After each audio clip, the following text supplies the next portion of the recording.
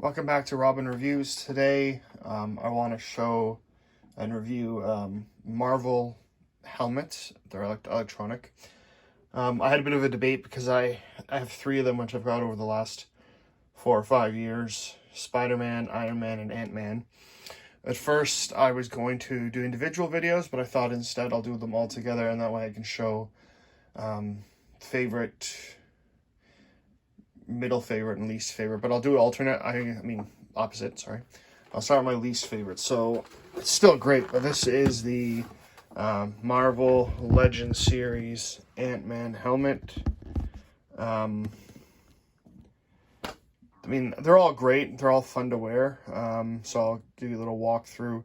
When you actually get this one, the side pieces, the antennas are not on there, just for putting it in the box. There's fairly good weight to each of the helmets, but AntMan here, all it does for electronic is it gives off either a red or a blue look, depending on if you are growing or shrinking in the AntMan movies. The biggest drawback from this one is actually the back plate, which when you move allows you to put your head. It's quite loose, and the joining pieces are quite flimsy. And so I do have the back piece, but it did fall off and repeatedly fell off, and so I did take it off. If you look on the inside, really great job. I like the red aspect. It does look weird when you look at someone else wearing it, because you can still see their eyes. Not the most uncomfortable, but sometimes the inside can hurt a little bit. I've sometimes worn a toque when I wear this, or sorry, if you're American, a hat, just to make it a little more comfortable. I think this, out of the three, this would probably be one of the easiest things to cosplay if you were going to. It does fit my head, but then again, the flap on the end did come loose. And you can see here, you can actually remove the antenna piece. And that's how, and then it just clicks back on into place here, which now that I'm on video, I'm not gonna, there we go.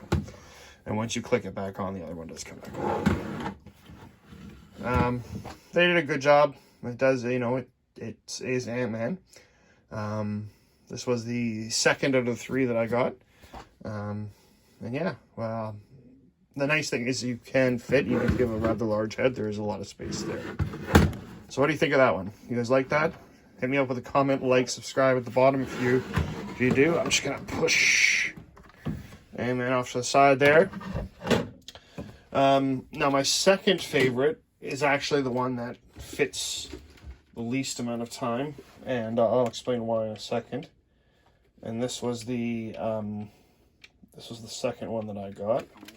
No, this was the last one that I got, and that is the SpiderMan Legend Series. The funny thing is, so I ordered from GameStop, and GameStop told me when I ordered it, it would come out in March 2022, and it actually came out in November 2021, and so that was a nice little surprise.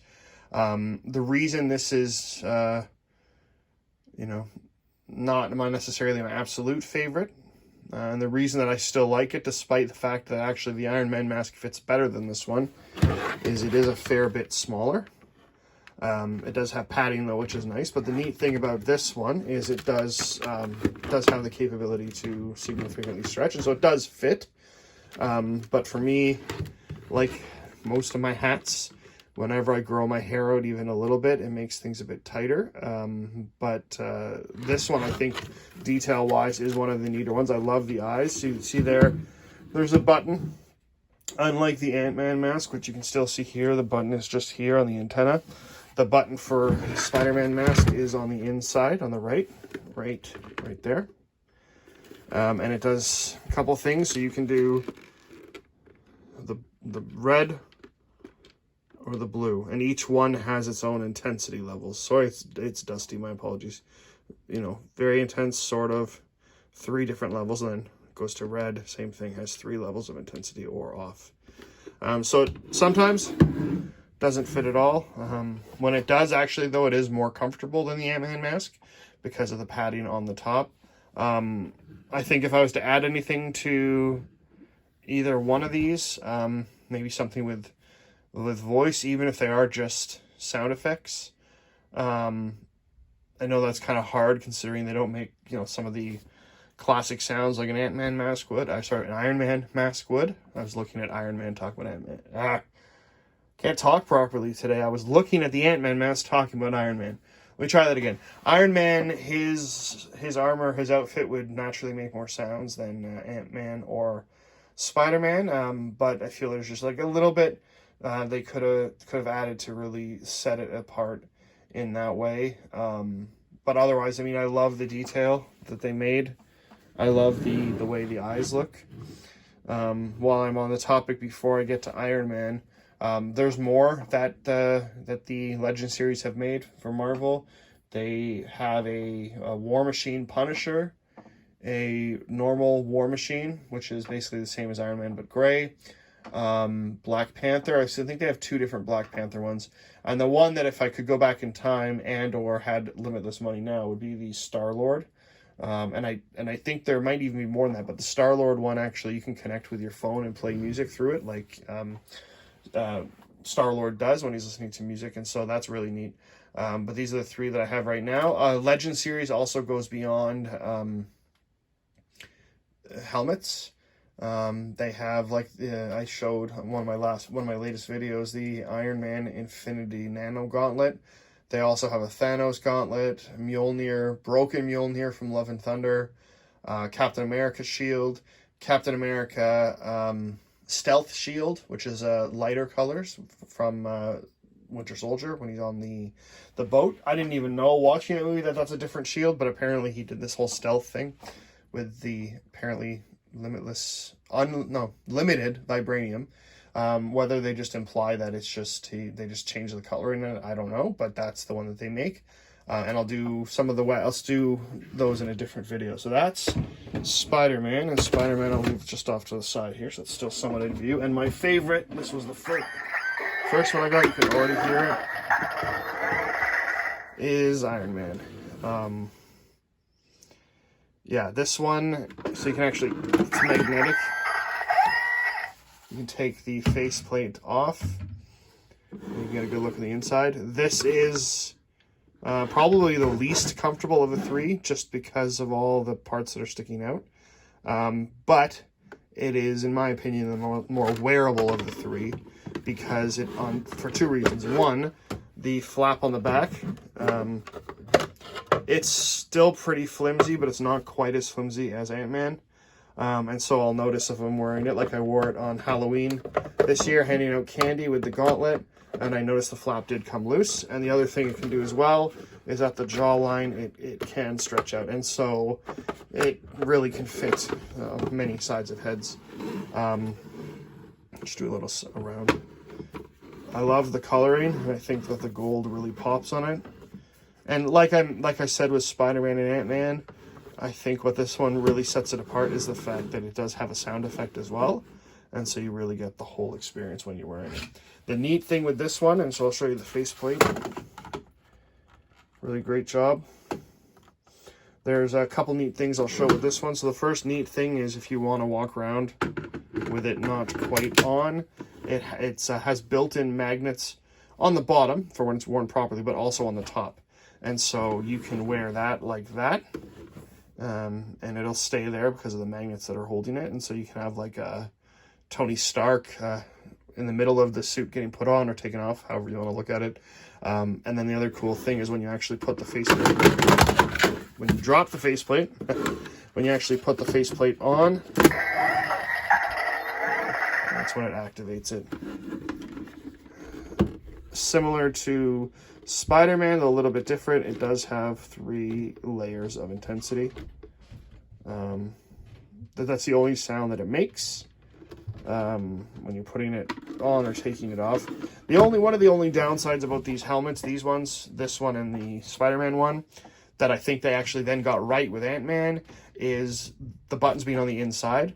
Depending how big your face is, like mine or your head is, especially in Spider-Man there, reaching underneath and inside your chin while wearing it, kind of ruins the whole experience, but it's quite noticeable, and it's quite hard to do, whereas with the AntMan one being on the outside, like I pointed on the antenna there, it makes it very easy to turn on the lights.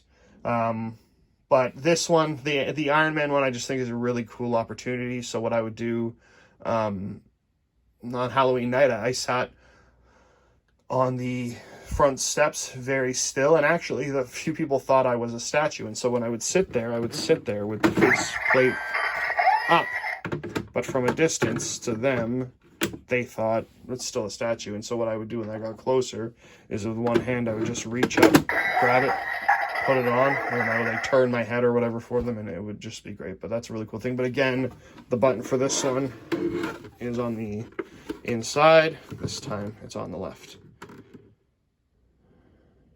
The one thing I would say, that the other thing I would change about these is, I mean, I certainly get why there are more details on the inside, but I wish maybe they would take a little more time to make some of the attachments, like the back panel, a little less flimsy and maybe a little more comfortable. You know, as a display piece, or even as something if you were going to wear it, you're very rarely going to actually see the inside of the mask. So attention to detail is good, but again, they could have improved it in a couple ways. But those are the three masks. I'd love to hear from you in the comments which one you like the most. I also have as you saw, might have seen in an earlier video, the Halo Master Chief mask, which in my opinion, how do I word this?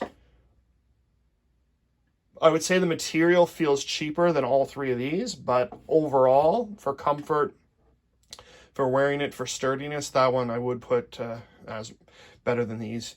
In my next video, I'm going to give a shout out to Jason David Frank, who played the Green and White Rangers when I was growing up, who tragically died on Sunday.